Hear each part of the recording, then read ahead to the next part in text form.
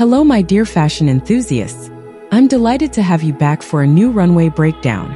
Today we head to Milan to discover the Sportmax Spring Summer 2025 fashion show at Milan Fashion Week. The setting stands out immediately. The Pinacoteca di Brera creates a strong visual presence, where classical art and architecture frame the entire show. At the center, the statue of Napoleon as Mars the Peacemaker by Antonio Canova establishes a sculptural tone. Very quickly, a feeling settles in. Everything feels structured, almost disciplined, as if the space itself is guiding the collection. There is a tension that appears early. Not aggressive but controlled, almost intellectual in its execution.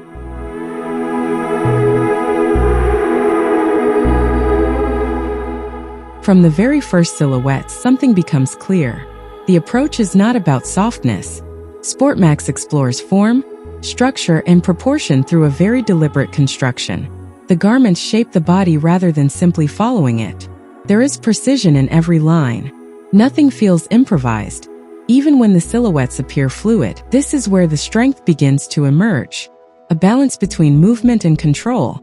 A clear attitude develops as the silhouettes progress.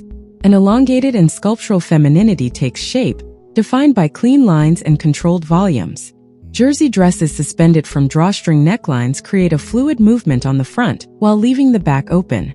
The effect is striking. Feels both minimal and expressive at the same time. Long tunic dresses with deep V necklines reinforce this vertical elegance, creating silhouettes that feel refined without becoming rigid. There is a quiet confidence in these proportions. Nothing is forced. Everything holds together naturally.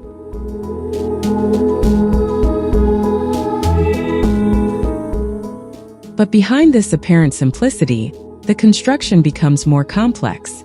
Sportmax draws from classical sculpture, translating solid forms into wearable structures that remain fluid on the body.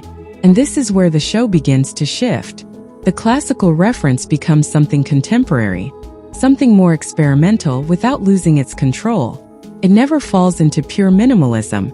Instead, it builds contrast. Lingerie appears as outerwear, creating tension between exposure and structure, while redefining the silhouette. The volume at the top of the trousers contrasts with an ultra-slim waist, creating a strong visual imbalance that feels intentional. This contrast adds depth. It gives rhythm to the collection.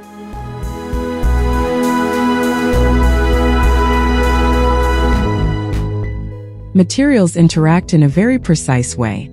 There is a dialogue between softness and structure, where each fabric supports the architectural intention of the silhouette. Some pieces feel almost sculpted onto the body.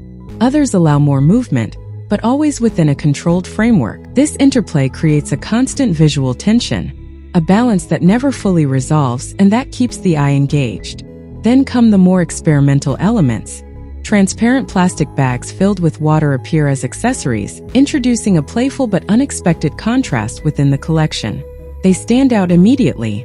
Not necessarily practical, but visually impactful. A lavender semi-sheer dress with integrated fringe made of transparent beads creates movement and light, offering one of the most memorable moments of the show. There is boldness here, a willingness to push certain ideas further.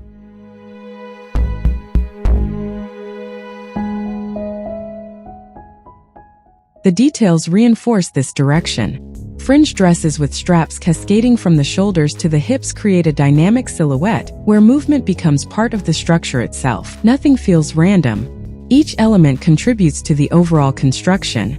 Even when the pieces feel decorative, they remain integrated into the architectural logic of the collection. The progression of the show remains consistent. There are no abrupt breaks. Everything connects through a continuous exploration of form and proportion. You can follow the logic without effort, but a question begins to appear. Is this control also a limitation? There is a sense that the collection could go further. Some silhouettes remain within a safe territory, despite the strong concepts behind them. The technical ability is clearly there, but at times the narrative feels slightly underdeveloped. This creates a tension, not a failure, but a missed opportunity to fully push the vision.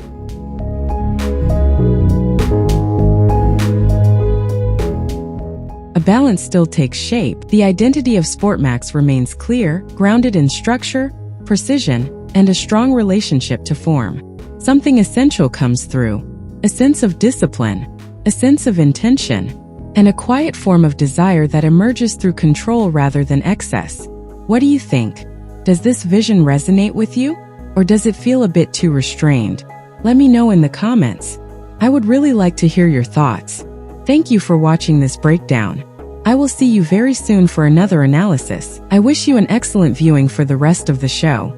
Take care and stay inspired.